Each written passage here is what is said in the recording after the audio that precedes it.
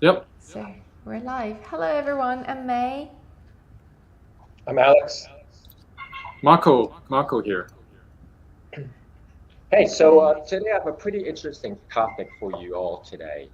We're going to talk about satellite launching business, and this is something that we have recently invested in, and we want to let you guys know some facts about because we think it's going to be a huge future. Because as you all know, 5G is coming online. Because of 5G, actually enabled a lot of other technologies to start booming, such as cloud technology. But in order to go to the next step, which is 6G, a lot of telecom companies are looking into using satellites instead now. So it's one of those necessary infrastructures that we're really looking into, and we actually have a lot of good numbers and things to show you. And I think Marco has that prepared for us too. So let's get on with the subject then. So Marco, can you describe to us what we've invested in before with Hong Kong Aerospace and also about the satellite industry? Yeah, definitely. So I'm very passionate about this topic because I like to look into technology and see what's into the future and then invest into it. Um, so 6G, it's really about satellites. It's about satellite phone, and we start seeing some of them already. Apple new phone has this emergency call that connect to satellites. So in the future, I mean, we're gonna see 6G, and then 6G meaning like satellite phone, and So hold yeah, go on, ahead. Marco. What is 6G? Wait, I mean, I barely get 5G receptions in Thailand. So I what is saw I see, 3G. 6G? I see, I see. Yeah, so 5G allow us to have better bandwidth, right, with our cell phone, and without going into the details of the technology, um, we are now experiencing this boost of uh, cell phone user uh, having all these like wonderful application in the cloud without downloading the unnecessary data. You can enjoy a lot of these application in the cloud because 5G has this tremendous amount of bandwidth. um, in Hong Kong and China, we got spoiled because we have had 5Gs for more than like what 2 years now, or 3 years now, and we are enjoying this tremendously. A lot of the cell phone mobile games are a lot better with graphics, and you don't eat up a lot of the cell phone CPU and batteries. And yeah, so your mobile phone experience is just so much better. But while a lot of people are still trying to get a 5G networks, 5G cell phone, a lot of the researcher and the technology people are already looking into 6G. Um, I'm sure everybody heard of this company called SpaceX, Elon Musk company. But what you might not know is that Elon Musk also created this company called Starlinks, which is a subsidiary of SpaceX. So Starlink's mission is very simple. It just shoot a lot of satellites into space and then create a cell phone network with satellites. Wow. And yeah, so I think with that, not only Starlinks are doing that, technology providers are actually looking into that too.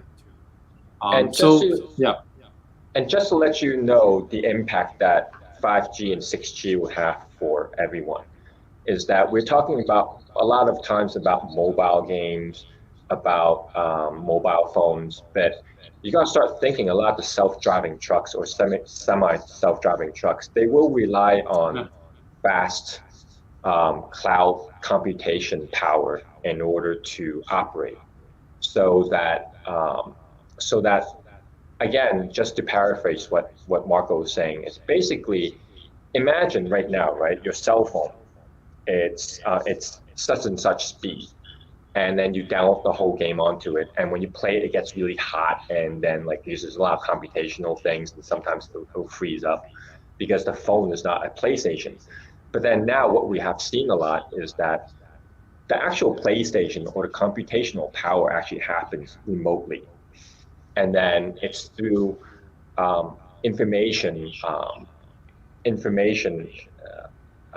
teleporting or transmitting, teleporting, information transmitting that actually will allow it to be able to instantaneously communicate and read and respond to your feedback. So that this technology would not be enabled without 5G. And now with 6G is even more faster. And what you see later on in the future is that a lot of times cloud is going to take a huge chunk of the computational power. That will help like self-driving cars and other types of, for example, factories. You need monitoring, and then like relay information to the headquarters, stuff like that. All takes computational power. Now, I don't want to veer off on a different subject, but we've spoken to another company that we invested, and this CEO is pretty interesting. He says that previously we all talk about power, like electrical power, petroleum, like fuel, and now he talks about computational power, and that is going to be the new future too. And that's why cloud technology and also satellite goes very much hand in hand. And we this is something that Marco and I actually invested some into also. Wow, interesting. And it's going to change the landscape of the whole IT industry. Yeah. And a lot of people talking about metaverse, and I think metaverse is too early because it needs a lot of parties, but 6G definitely contribute in metaverse growth. And then the whole landscape of the logistic of the ships, if the computation power is like consolidate in one place, and then we probably don't need to have a powerful devices anymore. And then but we probably need numbers of devices. In my shoes, in the car, like thousands in the car, in probably like on my eyelashes, I don't know. It's how many devices I'm gonna need to make sure that I have a good streamlined life. I don't know even what that means, but I think that's where people want to go. Yeah, especially right now, with, as you said, the metaverse and everything also would rely on this right now. And the interesting thing about investment is also a lot of times Marco and I will ask ourselves, at what level do we invest in? For example, do you invest in NFTs, or do you invest in the technology, like the infrastructure behind it? And for example, cloud technology and stuff like that. And a lot of times we would veer more towards the infrastructure, because the platform itself, NFTs and everything, unless if you have a very good tip about it or you have a very good knowledge about it, you don't know in the end which platform will win out. Whereas when you go scale back and be able to go on a much broader stroke with the infrastructure, this is where something that will most likely, the company will most likely be able to enjoy a larger part of the pie. Yeah. Definitely. And back I think, go ahead. Okay. I just want Marco to discuss more about the space technology, but go ahead. Yes, please. Yeah, I was about to say. Yeah, because I think with your sort of understanding of 6G network, right? And if you would accept the fact that 6G is going to be a great, even bigger future compared to 5G, then you're gonna have to understand the fact that we need a lot of satellites in the sky. So in the past, being, you need to have a big dish at home, and you have to have a lot of gears at home to receive the satellite signal. In the future, it just need a cell phone, and these satellites are a lot easier to connect with. However, as you can imagine, if everybody who has a cell phone today, even half of them owns a 6G cell phone, then you're going to need a lot of satellites in the sky. So when Alex and I were thinking about this problem, we were thinking, okay, so where is the bottleneck for having all these satellites in the sky, right? And we came to the conclusion that it's the launching business. The average launching lag time or waiting time after you own a satellite, it's 3 years. There's a lot of demand in the industry, and it's not going to change anytime soon, because you can imagine building a launching site, having these rockets ready. It's not something that average people can do in a matter of months. So if so as a result, we looked into this company, Hong Kong Aerospace Tech. Their mission is two. One is to build commercial satellites, and the second is to build a launching site so they can enjoy, or they can capitalize this market demand for launching satellites. And it's probably going to be greater demands than now, when into the next 10 years, when 6G are starting to become real. Yeah. Can I ask you a super retarded question? What do No. satellites do? Satellites, You what mean do they do? okay? You What's mean their satellite jobs? today or Today, the okay. ones that you're about to launch or about to invest in, like those satellites, what do they do? So in Thailand, there's a company called Thaicom. It's actually owned by a company called Gulf, I think. It's an electricity company. And Thaicom, they own 4 satellites. And their whole business is to rent out their bandwidth with the satellite signal to all the so-called commercial user. Internet And one of bandwidth. no.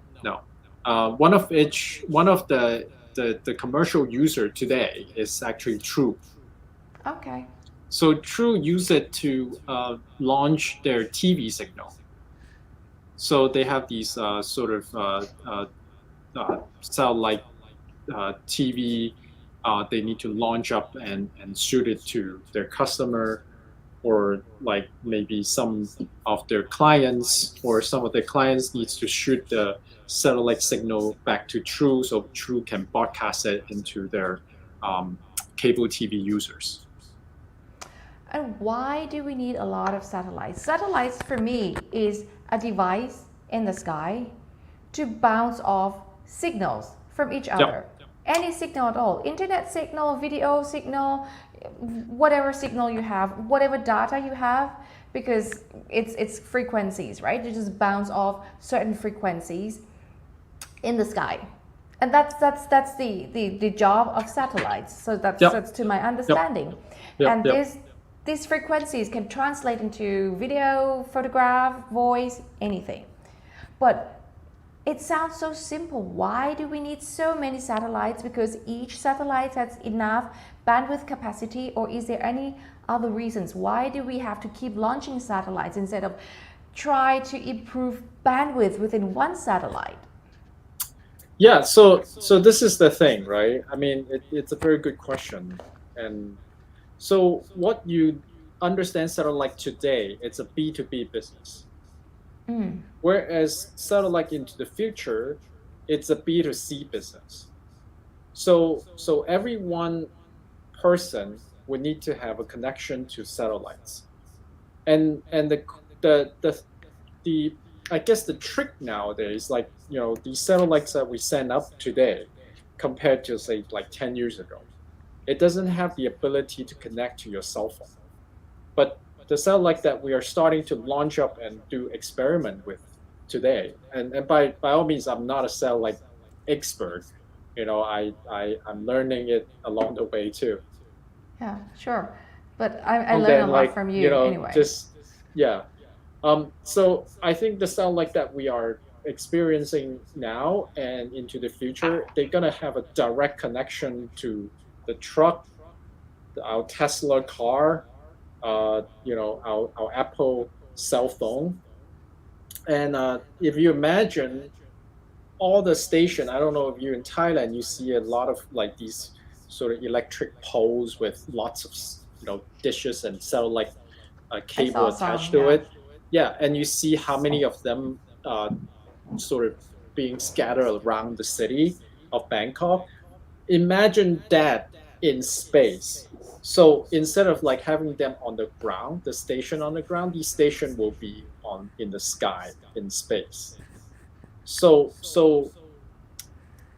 that's what we're kind of seeing right now into the future, to enable a better network of internet connection, a better interaction with people, enable all this cloud computing technology to enable your car, enable your truck, enable your cell phone. You're gonna need a lot more satellite into the sky. I don't know if that makes sense. So it's going to be a B2C kind of proposition instead of like what we understand now as the B2B kind of proposition. It's difficult for me to wrap my head around the concept that I'm going to have my personal satellite, and probably more than one, because if I travel around the world, I Yeah. have to shift my satellites. So people who move throughout continents, probably like Alex, need 5 satellites to make sure that he got full coverage, and so that his watches and his suits probably works properly. My suits, the buttons would fall off. Whoops. Yeah, like I think, like I don't know. I just start to imagine like it checks your body temperature, even especially with sick patients. Like you monitor your sugar level when it comes to diabetes or those things, and the information will be computing real time. I have a sick cat right now. He's having diabetes, and we have to monitor his blood sugar level every 2 hours. But if there's something happened to him and we can, yeah, he's sick, but he's gonna get better. But to make sure that he has enough insulin, we need to understand level of his sugar in his blood. So, but if he has something probe into him and computing, and he have more than insulin, I don't know. I'm just imagining the devices that you can put in circumstances. Yeah, or Alexa. Yeah, but commercial, I think all. I mean, I think you're there. I think your understanding is it's there, and it just because everyone, a cat or car, a truck, they're gonna need these satellite connections, right? They don't necessarily need to connect to the same satellites, but it has to. The world needs to have enough satellite to cover all this usage. It's kind of like virtual machine in Amazon, right? Amazon virtual machine or Amazon cloud. You don't necessarily use one computer for your program, right? But Amazon would need to provide enough virtual machine for the anticipated user that's going to come in to use these computation power.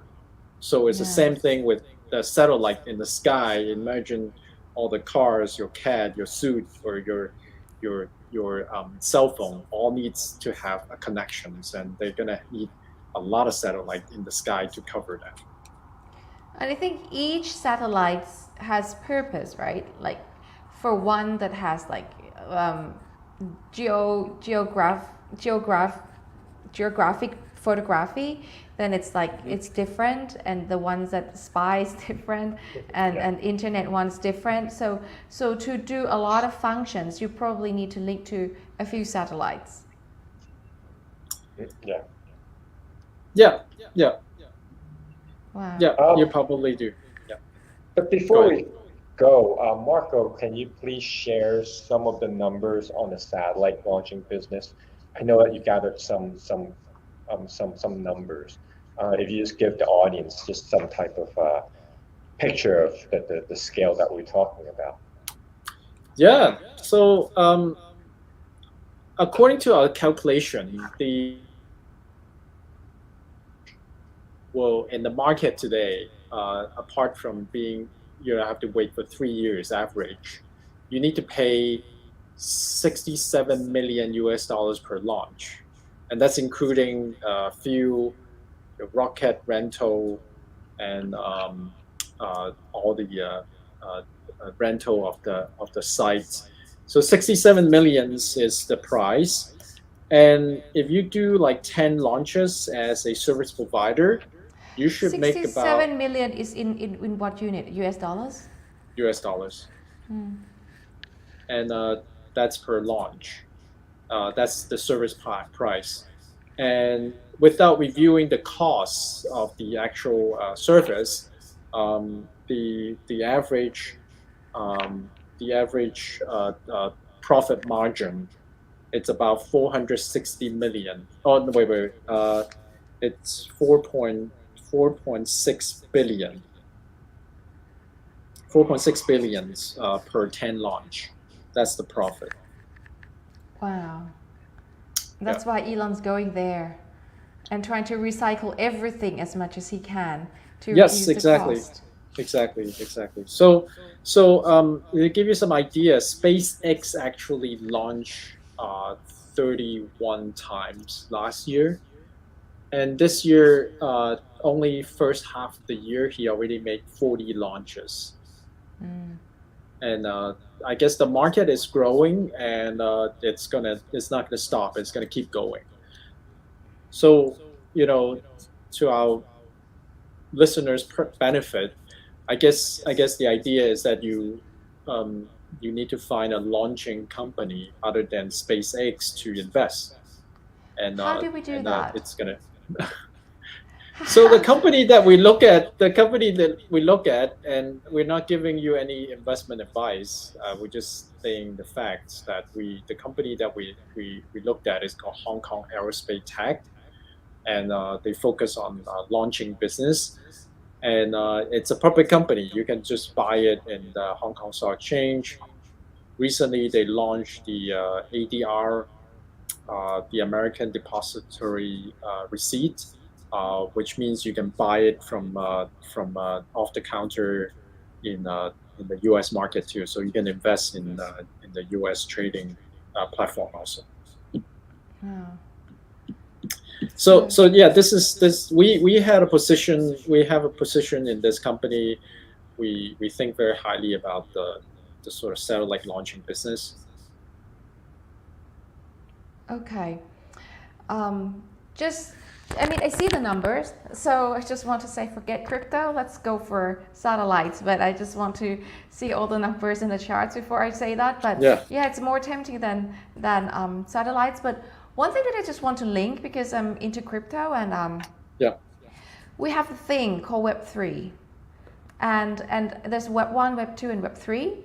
Web 1 is like you see information and it's just one-sided communication, and then Web 2 you talk, you chat, the Facebook, and you interact, and then Web 3 you own, meaning that this content we can have another platform, not YouTube, not Facebook, but we have a certain platform, and each person that comes here and view us, they can pay for us, and we own this platform, and the money will go to us directly in crypto form, in crypto format. And it's not going to go through the bank. So everything that you do, all the contents that you do, all the assets that you have digitally, it's going to be yours. Yours. Like if you have like game and things, then all the assets become yours. And when you look at this, all the information, like Alexis produce information. Okay, he's an athlete, he exercise, and people just want to know like information about this profile, the tab on his clothes, and he sent information. His information can make money. So through Web3, everybody that want to monetize on his information will have to send back money to him into his personal wallet, and that's called Web3. So that's the way you just move your body and you make money. So this is a concept that people are going to. I don't quite buy into Web3. I think it's going to be mixture of Web 2 and Web 3, and I don't think you can own everything. I think that's going to be too far-fetched, but it's going to be very interesting to hear the Web 3 concept, which directly linked to NFT, and to the satellite concept. You see the world progressing in this way. You see that the world will go back and forth with information. People just crazy about blockchain. Blockchain is still slow, still. Compared to the 6G or even 5G speed, blockchain can be slow.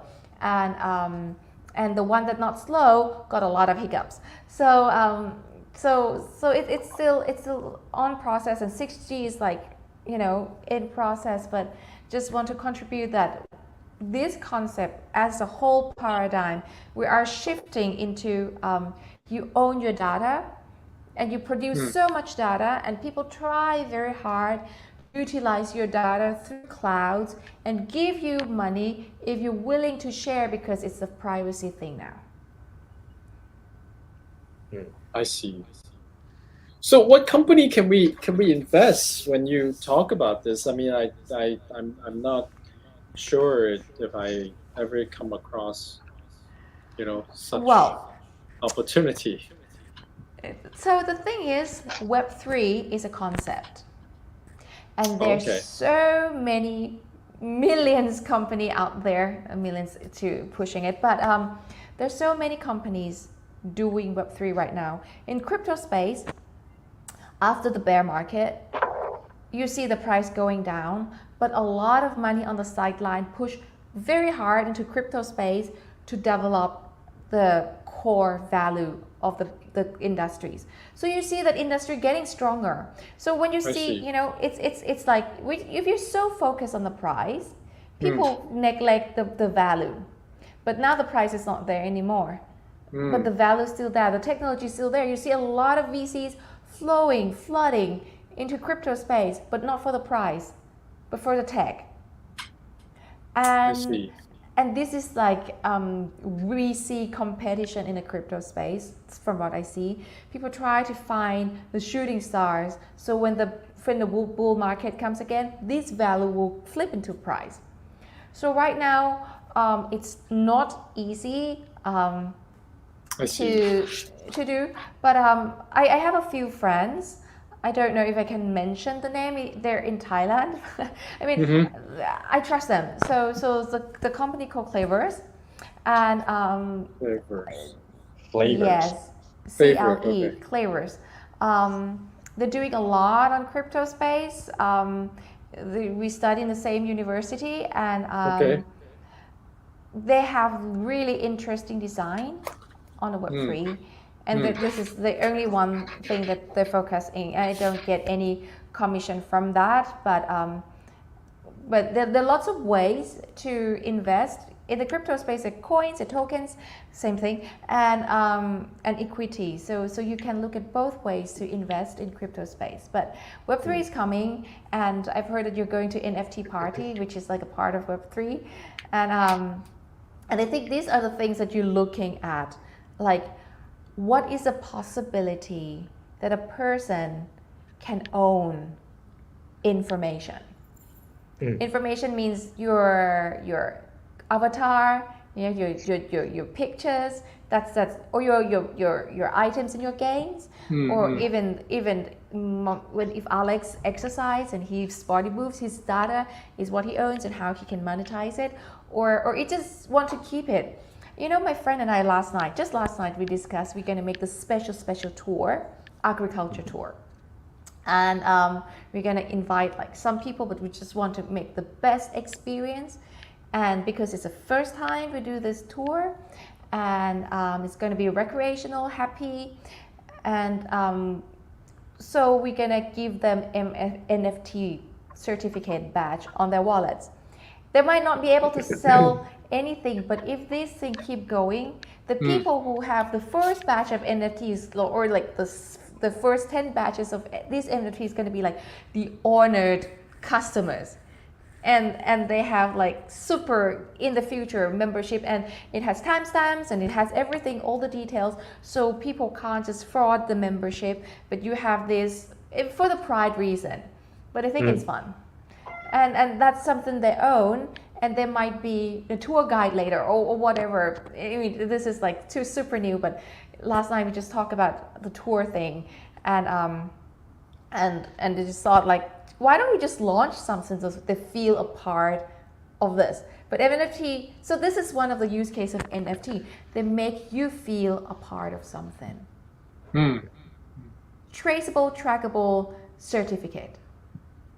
Yeah, that's pretty much where I see NFTs going, as opposed to, of course, there's a novelty of having a picture of a gorilla, but I think the NFT is really moving towards membership and also feeling some type of exclusivity, or at least being part of something. Just kind of verify you being part of that. So.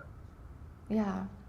So if you're going to NFT parties, I try to hoard the show, and I'm trying to paint you the picture of what you can see, when you're looking at satellites, when you see how the paradigm shifts in that way, and see how much information can flow.